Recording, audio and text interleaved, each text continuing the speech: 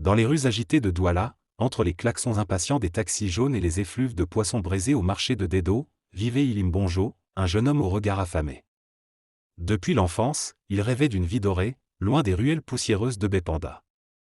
Son idole n'était pas un sage ni un ancien du quartier, mais plutôt un certain Monsieur Jeff, un homme mystérieux au costume toujours impeccable, qui roulait en 4x4 noir et distribuait de l'argent comme des bonbons aux enfants curieux.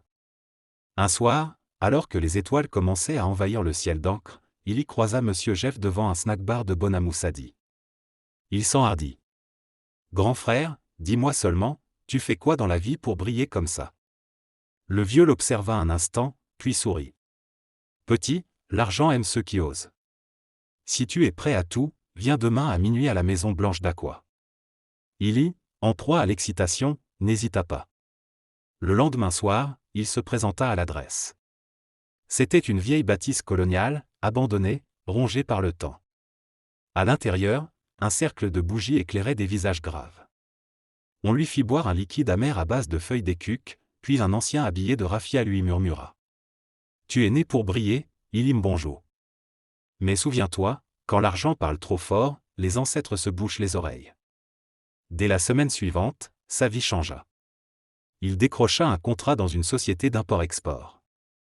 En 3 mois, il roula en Lexus. En 6, il acheta une villa à Bastos. Mais à mesure que les billets pleuvaient, les ombres s'allongeaient. Sa mère, Mamie Rosine, tomba malade mystérieusement. Sa petite sœur perdit la parole. Des amis disparurent de sa vie comme la rosée au soleil. Il tenta de les aider avec son argent, en vain. Chaque guérisseur consulté secouait la tête. « Ton problème ne se soigne pas avec les francs CFA, mon fils. C'est ton âme qui est vendue. » Une nuit, alors qu'il s'apprêtait à signer un nouveau contrat juteux avec une entreprise chinoise, il fit un cauchemar. Un grand baobab lui parlait dans la langue de son village, le bassa. L'arbre qui oublie ses racines tombe au premier vent.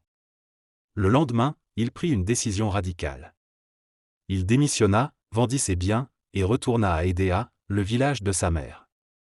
Il passa plusieurs semaines avec le vieux Ntoné, un Nga respecté.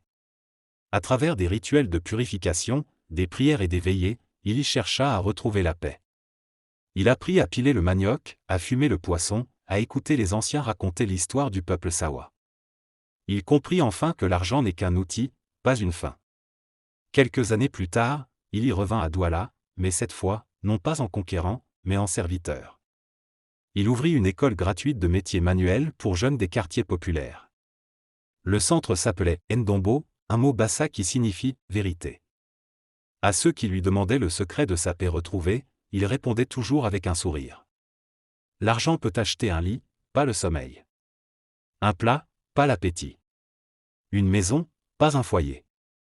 Ne cours pas après l'or si tu n'as pas trouvé ton propre prix. Et sous le soleil lourd de Douala, son histoire circulait comme un proverbe ancien, porté par le vent et les tambours.